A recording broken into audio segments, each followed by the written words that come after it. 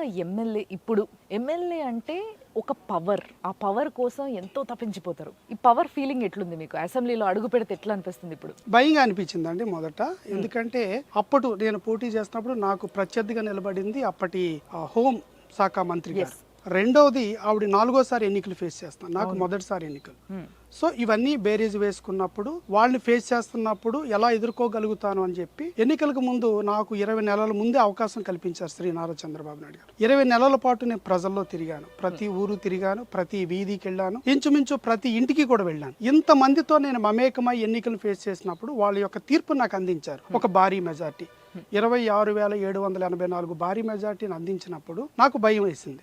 ఇంత భారీ మెజార్టీ ఇచ్చారు అంటే నన్ను ఇంత నమ్మారు. శ్రీ నారా చంద్రబాబు నాయుడు గారు పంపించిన ఒక అభ్యర్థిని ప్రజలు ఇంత గొప్పగా ఆశీర్వదించారు అంటే వీళ్ళ ఆలోచనలు, వీళ్ళ ఆశలు, వీళ్ళ ఆశయాల్ని మోసుకుంటూ వెళ్ళాలి 5 ఏళ్ల పాటు.